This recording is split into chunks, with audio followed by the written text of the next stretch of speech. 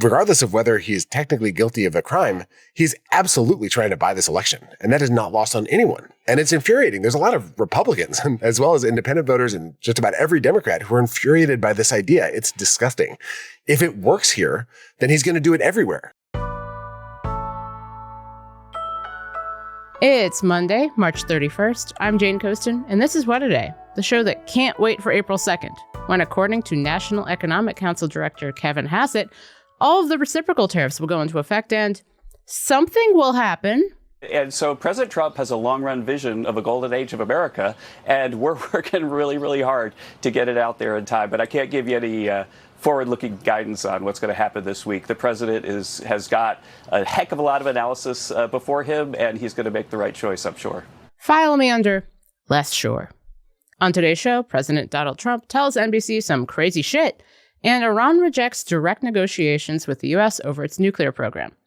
But let's start in the great state of Wisconsin, home of badgers, cheese curds, and a big election this week that could swing the state Supreme Court. Tomorrow, Wisconsin residents will head to the polls, if they haven't already, to choose a new member of the High Court. Currently, liberals hold a 4-3 majority, but liberal Justice Ann Walsh Bradley decided not to run for re-election. Now, voters are choosing between 2 county judges to replace her. Conservative Brad Schimel, who also served as the state's attorney general, and liberal Susan Crawford. But right now, it feels like voters are also choosing between Elon Musk and not Elon Musk. Here's CBS News' Chicago affiliate. An election for the Wisconsin Supreme Court is now the most expensive judicial race in U.S. history due to billionaire Elon Musk and his allies spending more than $20 million on the contest. That's right, the most expensive judicial race in U.S. history. Roughly $80 million has been spent, according to tracking from the Brennan Center for Justice. And Musk and his allies make up a quarter of that. Now, you might be wondering, why is Elon Musk so very interested in this Wisconsin Supreme Court race? Is it because of his deep concern over the state of democracy? Friends, almost certainly not. See, a key piece of information you might want to have is that Tesla, the car company Elon Musk owns, is suing the state of Wisconsin over a state law that prevents vehicle manufacturers from owning or operating dealerships in the state, a law dating back to the 1930s. And because Tesla doesn't sell cars through independent dealerships, that's bad news for Tesla and Elon Musk. Musk hasn't said his donations are related to the lawsuit, but if he could get another conservative judge on the state Supreme Court... Now, Wisconsin residents might not care about getting a Tesla dealership in Madison or Whitewater. Shout out to the UWW Warhawks, by the way. But they probably do care about how Schimel said Trump needs a, quote, support network, or his championing for right-to-work laws that hurt unions.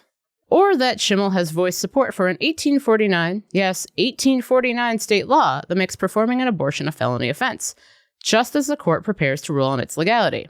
By the way, for his part, Schimel seems pretty into abortion bans like that law, according to comments he made on tape at a meet and greet in July. The 1849 ban on abortions, which, by the way, what is flawed about that law?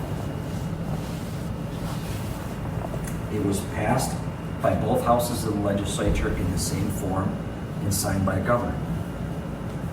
That's all it takes. Sure. So to talk about this important race, I had to call up Ben Wickler, chair of the Wisconsin Democratic Party. Ben, welcome back to What a Day. Jane, it's great to be with you. So tell us about Judge Crawford's opponent, this Judge Brad Schimel guy. President Trump endorsed him earlier this month. What's his background? So he's the far-right former Republican Attorney General under Scott Walker. That's how he kind of came to renown. And Scott Walker being the former governor who hated unions more than anyone has ever hated anything. Yes, union buster in chief. Scott Walker and Brad Schimel, they came into power, and then they went after unions, after voting rights. They supported total gerrymandering of the maps. They basically legalized corruption for themselves. Brad Schimel would just kind of create a firewall around Scott Walker, whatever laws he broke, and then go after Democrats, try to systematically remove the power and the basis of democracy and functioning government in the state. It's very similar to what Musk and Trump are doing at the national level now. Brad Schimel constantly sued to destroy the Affordable Care Act. Now, as he's running for state Supreme Court, he's running on a campaign sometimes in front of 20-foot tall inflatable Trump balloons, saying Trump keeps losing in court, and the only way to solve this is in the courts. He needs a support network. He's running to be Trump's bagman as surely as he was Scott Walker's bagman, which is so far from what anyone would want a judge, a Supreme Court justice, to see their job as being.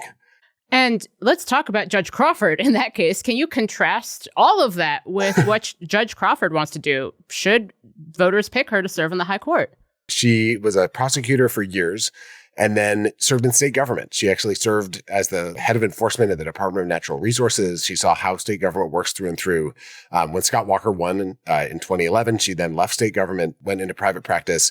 She was the lawyer for Planned Parenthood. She defended voting rights when Republicans put in a voter ID law that said that if you didn't have a driver's license, you had to pay to get an alternate ID. She led the lawsuit to say, no, that is a poll tax. You can't require people to pay money to be able to exercise their vote. And she won that. She created a mechanism to get a free voter ID. She defended workers in union busting cases. And then she became a judge and has served with distinction in Dane County. She's now running, as she says, everywhere in public and private. She will treat every defendant equally who comes before her court. But most importantly, she wouldn't be a thumb on the scale for anybody. And there's a real difference there. And this is a moment when the rule of law, the system of checks and balances is under constant, relentless assault. And she would, I think, be a line of defense for the idea that no one is above the law. There has been tremendous turnout in early voting in this race because I think everybody knows just how important this is and the message they want to send. More than 500,000 of your fellow Wisconsin citizens have cast their ballots. What are you hearing from voters on the ground right now as we get close to Election Day? There's a level of fury that voters feel about what's happening to the whole country, a sense of panic. Social security offices are being closed. People are being fired from the Veterans Administration. The university system is being gutted. People, cancer research trials are being halted. So across the state, when you start talking to people about the race, it sort of merges with this whole national picture. On the Republican side, there's a very intentional effort just to make this a kind of like, if you support Trump, you got to vote for Brad Schimel. And we're seeing increased turnout by Republicans. But we're also seeing an even higher level of Democratic turnout than we saw in 2023 when the Democratic supported candidate, Justice Protasiewicz, she won by 11 percentage points. That was a record-breaking turnout year. This looks like an absolute record-smashing kind of intensity. The thing we won't know until Tuesday night is how many of those record-breaking, voter turnout numbers represent Crawford voters versus Brad Schimel voters. Now, let's talk about the money. There's a ton of money being poured into this race, particularly by the one and only Elon Musk and groups he's been affiliated with. CNN has put the figure at a combined $20 million. How have you worked to counter that kind of massive spending in a statewide race? You can start with the groups that he's funding, which have put in $20 million. He's also given $3 million directly to the Wisconsin Republican Party. And on top of that, he has given $1 million check away. He's saying that he's going to be in Wisconsin tonight, giving out $2 more $1 million checks. So that's $26 million. And he has a petition that he says he'll give everyone who signs it. It's a petition against activist judges. He says he'll give anyone who signs it $100. And if you refer someone else who signs it, another $100. So if he gets, 100,000 people on that petition, that's at least another $10 million. We don't know how many people have signed it. This is by itself more money than has ever been spent in any judicial election in American history, other than Wisconsin Supreme Court race in 23 and this one. The folks supporting Susan Crawford and the Crawford campaign are being outspent, but Musk is such a colossal disaster and threat to this country that his involvement has inspired more than 175,000 people to donate to Susan Crawford's campaign. So she has smashed every record for grassroots fundraising. She's raised, as of the last disclosure, $24 million into her campaign. The total spending is above $100 million right now. Musk represents about a quarter of it. But Susan Crawford's not being outcommunicated because so many people, small and large donors, have chipped in to help her. Meanwhile, with field organizing, Elon Musk is flying people in from Texas and putting them up in hotel rooms and paying them $25 an hour to knock on doors. On our side, we have thousands of volunteers who are doing it for free. This is volunteers who are doing this because they care about their communities. So we don't need to have as much money as they do to outcommunicate and outorganize them. And, I think we have a very realistic fighting chance to be able to win this if we can just keep both feet on the gas until the polls close on Tuesday. Now, talking about those checks, because he had originally wanted to give checks to people who had voted, but that seems to be illegal. He deleted the tweet. There's the petition. There's, he already paid a Wisconsin voter $1 million to somebody from Green Bay. He did this during the presidential campaign. The state attorney general is asking the state Supreme Court to get involved after a lower court said Musk's stunt was okay. We're recording this Sunday afternoon, and as of now, the high court has not yet stepped in. What happens if the state Supreme Court doesn't get involved in time? If the state Supreme Court doesn't get involved, Elon Musk will probably arrive in Green Bay, presumably in some private jet. He will have a couple of handpicked people come up on stage. He'll present giant novelty checks to them. Presumably the checks will cash. He's the world's richest man. And the question is, does that turn into votes? And how many votes does it turn into? And how many votes does it mobilize on the other side? Regardless of whether he is convicted in a court of law for violating our election bribery statute in Wisconsin, which is definitely a real law here in our state, regardless of whether he is technically guilty of a crime, he's absolutely trying to buy this election. And that is not lost on anyone. And it's infuriating. There's a lot of Republicans, as well as independent voters and just about every Democrat, who are infuriated by this idea. It's disgusting. If it works here, then he's going to do it everywhere. So there's this sense that people have across the state. They're like, we have to stop him here so that this doesn't become the norm in Virginia this fall and the midterms nationwide. This needs to be proven to be electorally disastrous for Republicans to be associated with this kind of corruption. And that is given an extra level of urgency to the people who are knocking on doors. What can people do, especially people who are not in Wisconsin, to help get out the vote? So if anyone's listening right now and they don't like the idea that Musk can just buy the judicial system, and by the way, if someone gets convicted of a crime in a state court, Trump can't pardon them. So there's another reason why this is important. You can help get out the vote by joining virtual phone banks. We have them going all the time until the polls, not in the middle of the night. We have them going during daylight hours until the polls close. If you go to wisdems.org/call, wisdems.org/call, you can sign up for a virtual phone bank and just dial to your heart's content. And it is extremely satisfying because you're calling Democrats who are likely to agree with you, but who might not yet have tuned into this race. And if you're near Wisconsin, come knock on doors. You can go, we actually set up a website, peoplevmusk.org. And if you go to that website, you can find the volunteer link. This is going to be a long slog, these 4 years with Trump in office. But if we can win this race and then use that momentum to keep winning fights that allow us to actually create a check on this administration and elect people who can actually do good things with the power they're elected to wield, we can make this the seedbed for something far better. So this race, this cannot be the end. This is a knockdown, drag out mega showdown, and then it needs to be a launchpad for what's next. Ben, thank you so much for joining me. Dan, thanks for having me.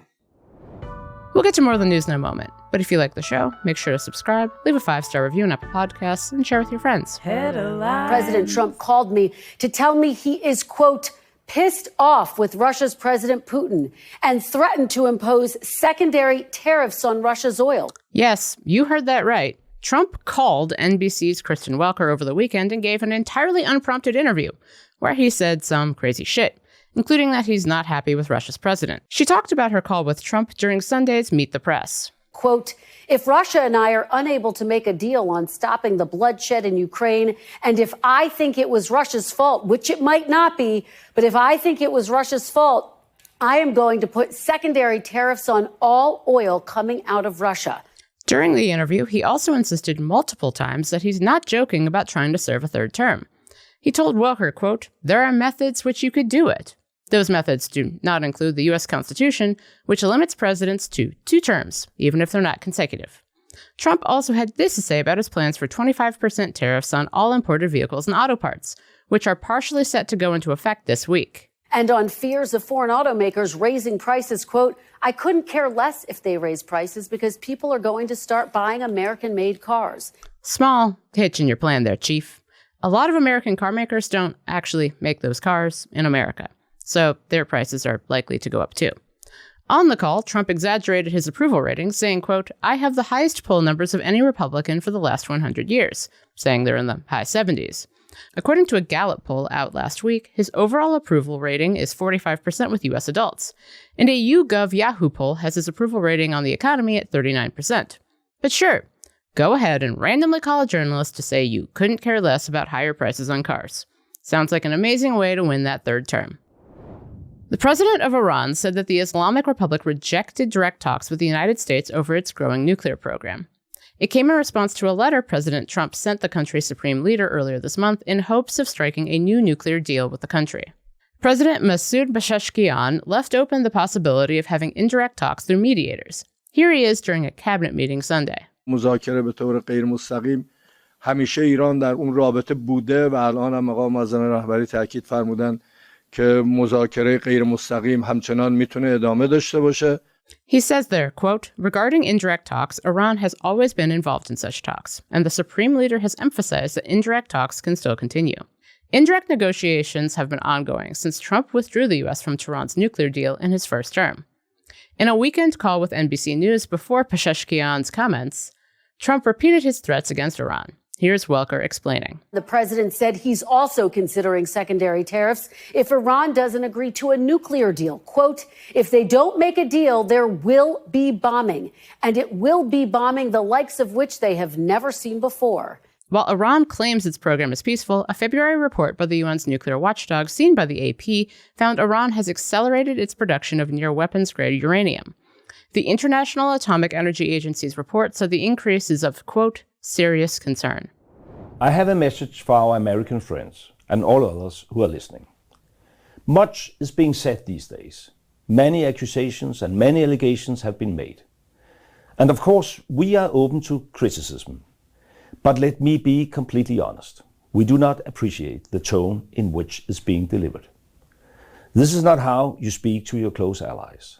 The Danish foreign minister had some choice words for the United States after Vice President J.D. Vance and the Second Lady's visit to Greenland late last week. Danish foreign minister Lars Løkke Rasmussen said in a video posted to social media over the weekend that Denmark is stepping up its investment in Arctic security. It comes after Vance made some bold claims Friday in a speech to U.S. troops stationed on the island.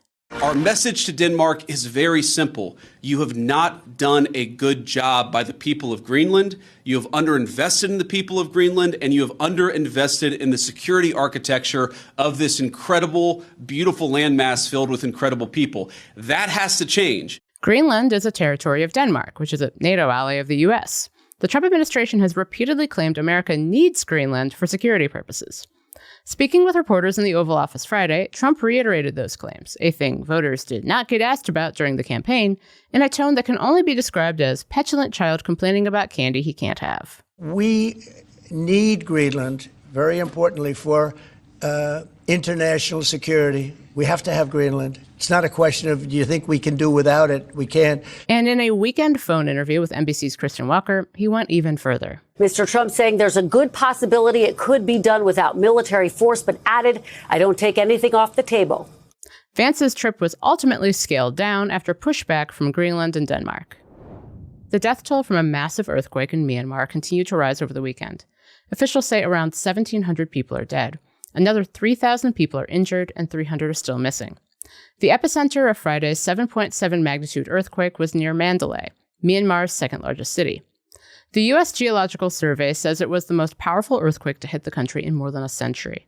It was so powerful, it was felt in neighboring Thailand, where 17 people died. Most were killed when a high-rise building under construction collapsed in Bangkok. Dozens are still missing. Rescue efforts in Myanmar have been complicated by an ongoing civil war there, which started in 2021 when the military overthrew the country's elected government. On Saturday, Myanmar's main resistance movement, the Shadow National Unity Government, announced a 2-week ceasefire. Myanmar's military junta has also allowed in hundreds of foreign aid workers. The death toll is expected to keep rising in the coming days as rescue workers search for the missing under the rubble. And that's the news. One more thing. Remember Health and Human Services Secretary Robert F. Kennedy Jr.'s confirmation hearings? Probably not, because they took place at the end of January of this year, and as you know, that was 10,000 years ago. But during those confirmation hearings, RFK Jr., a notorious vaccine skeptic, said this. I believe that that vaccines play a critical role in healthcare. All of my kids are vaccinated. I've written many books on vaccines. My first book in 2014, the first line of it is, I am not anti-vaccine, and the last line is, I am not anti-vaccine. Let's talk about that book, which argued that a chemical sometimes used in vaccines, thimerosal, causes autism. According to a bunch of scientific organizations, it doesn't. But this is RFK Jr. we're talking about. He's not going to listen to pretty much every scientist around. Case in point, On Friday, Dr. Peter Marks, the Food and Drug Administration's top vaccine official, resigned from his post under pressure. In a letter obtained by the New York Times sent to the acting commissioner of the Food and Drug Administration, Dr. Marks explained his decision to resign. Quote, "As you are aware, I was willing to work to address the Secretary's concerns regarding vaccine safety and transparency by hearing from the public and implementing a variety of different public meetings and engagements with the National Academy of Sciences, Engineering, and Medicine. However, it has become clear that truth and transparency are not desired by the Secretary, but rather he wishes subservient confirmation of his misinformation and lies." I mean, yeah. On vaccines, RFK Jr. has chosen his narrative, and he is going to pick the people who will give him that narrative in spades. So it is not surprising to me that, according to the New York Times, RFK Jr. has hired David Geyer as a senior data analyst. He is tasked with running a study examining the links between vaccines and autism, which don't exist. Who is David Geyer?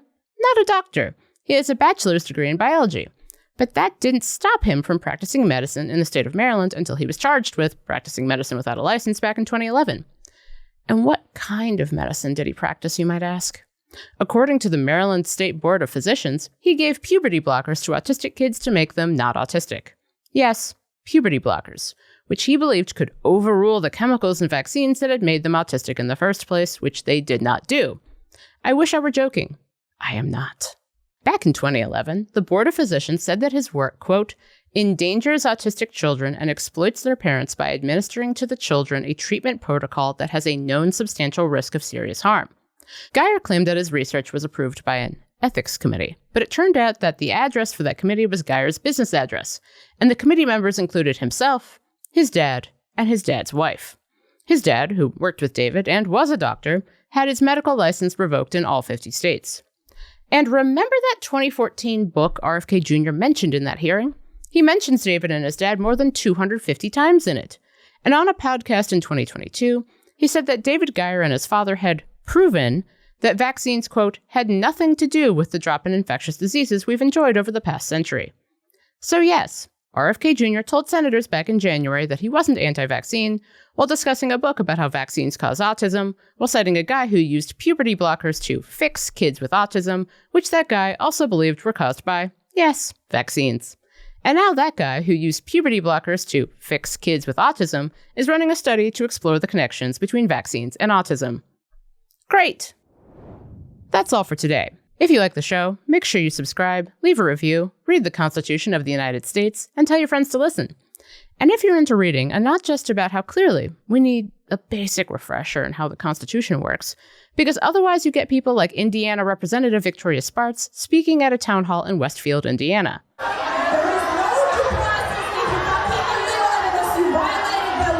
In case you couldn't hear over the yelling, she said, "You violated the law. You are not entitled to due process," which is not true.